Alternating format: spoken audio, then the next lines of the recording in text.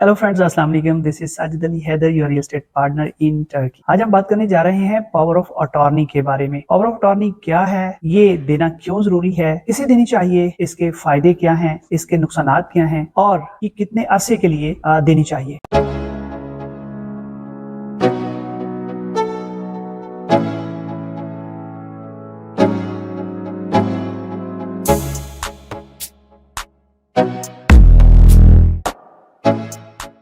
तो सबसे पहली बात तो ये है कि पावर ऑफ अटॉर्नी आपकी लीगल रिप्रेजेंटेशन होती है आपके बिहाफ पे। जिन जगहों पे, जिन सरकारी दफातर में आप नहीं जा पाते या नहीं जा सकते या लैंग्वेज बैरियर होने की वजह से आपको ट्रांसलेटर की जरूरत होती है, उन जगहों पे आपकी जगह पे आपके पावर ऑफ अटॉर्नी होल्डर जाते हैं। पावर ऑफ अटॉर्नी देना क्यों जरूरी है? देखिए, सबसे पहली जो चीज है वो ये है कि सिटीजनशिप के लिए तो डेफिनेटली आपको पावर ऑफ अटॉर्नी देना होती है, चूंकि आप अपना सिटीजनशिप का तमाम जो प्रोसेस है वो एक लॉयर के थ्रू जो है वो प्रोसेस करवाते हैं। उन्हें आपकी सिटीजनशिप के लिए अप्लाई करना होता है, आपके रेजिडेंस कार्ड के लिए और इसके साथ साथ आपके पासपोर्ट के लिए। तो इसलिए आपको जो है वो पावर ऑफ अटॉर्नी अपने लॉयर को देना होती है। अब क्वेश्चन ये है कि कितने अरसे के लिए पावर ऑफ अटॉर्नी देनी चाहिए। तो इसमें सबसे इंपॉर्टेंट चीज ये है कि आपका जो सिटीजनशिप का प्रोसेस है वो कितने अरसे में मुकम्मल होगा। तो नॉर्मली आपको पता है 3 to 4 मंथ्स लग जाती है, लेकिन सम केसेस के अंदर 6 मंथ्स भी लग जाते हैं। तो आप ये जो ड्यूरेशन है उसको मैक्सिमम जो है वो 6 मंथ्स रख सकते हैं, ताकि 6 मंथ्स के बाद ऑटोमेटिकली जो है ये पावर ऑफ अटॉर्नी जो है वो खत्म हो जाए। लेकिन इसमें इंपॉर्टेंट चीज ये है, अगर उस पावर ऑफ अटॉर्नी के अंदर आपने प्रॉपर्टी बाय करने, सेल करने, उसके ऊपर कोई मोर्टगेज लोन लेने के लिए या फिर अपनी जो अमाउंट है बैंक से वो ट्रांसफर करने की पावर ऑफ अटॉर्नी नहीं दी, तो फिर चाहे इसे आप लाइफ टाइम के लिए भी दे दें, यानी इसके अंदर ड्यूरेशन मेंशन ना भी करें तो कोई प्रॉब्लम नहीं है। लेकिन अगर इसके अंदर जो है वो आपने पावर ऑफ अटॉर्नी दे रखी है प्रॉपर्टी बाय करने के लिए, सेल करने के लिए, लोन लेने के लिए, तो फिर जो है इसका ड्यूरेशन जो है वो लिमिटेड होना चाहिए और फिर आप अपने लॉयर के साथ कंसल्ट करके उसका ड्यूरेशन जो है वो लिमिटेड कर सकते हैं। अगर हम बात करें इसके बेनिफिट्स की, तो डेफिनेटली इसके बेनिफिट्स तो हैं। आप खास तौर पे अगर ट्रैवलर हैं और अगर आप रेगुलर टर्की के अंदर नहीं रहते और आप यहाँ से अपने होमलैंड में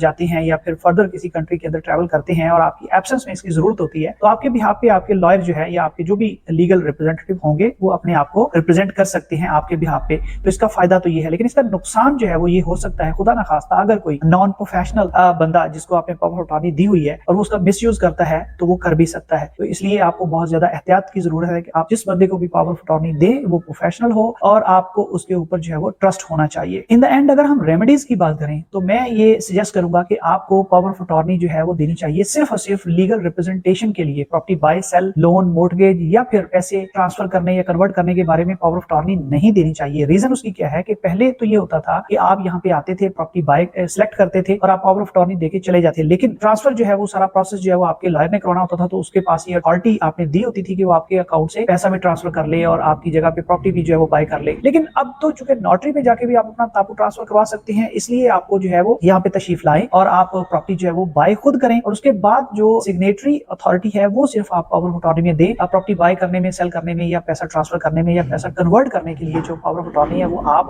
ना दें। ये मेरी जो है वो राय है। यहाँ टर्की के अंदर एक बड़ी कंपनी है, कुछ साल पहले जब वादी इस्तांबुल कंस्ट्रक्शन था तो एक दोस्त जो है कनाडा के नेशनल थे, वो उन्होंने यहाँ पे एक कमर्शियल प्रॉपर्टी जो है वो बाय की और एक बड़ी कंपनी थी, उन्हें पावर ऑफ अटॉर्नी दे दी उनके लॉयर को और उस वक्त अप्रोक्सीमेटली 2.5 से 3 लाख डॉलर में उन्होंने वो प्रॉपर्टी जो है वो बाय की। 3 साल बाद जब उनके पास ये अथॉरिटी थी अपनी प्रॉपर्टी को बेचने की, तो उस वक्त तक उस प्रॉपर्टी की वैल्यू जो है वो 8 लाख डॉलर के करीब हो चुकी थी। तो उस कंपनी ने, चूंकि उनके पास पावर ऑफ अटॉर्नी थी, उन्होंने वो प्रॉपर्टी जो है वो 8 लाख डॉलर की बेच के ये जो बायर थे उन्हें वही जो उनकी बाइंग प्राइस थी अप्रोक्सीमेटली 3 लाख डॉलर वो वापस दे दिए और खुद जो है वो 5 लाख डॉलर जो है उसके ऊपर प्रॉफिट कमा लिए। तो ये कुछ एहतियात करने की जो है वो जरूरत होती है। अपना बहुत सारा ख्याल रखिएगा, मुझे दुआ में याद रखिएगा और आपसे हम्बल रिक्वेस्ट है कि वीडियो को जो है वो लाइक, शेयर और चैनल को सब्सक्राइब जरूर कर दिया करें ताकि दूसरों का भी फायदा हो सके।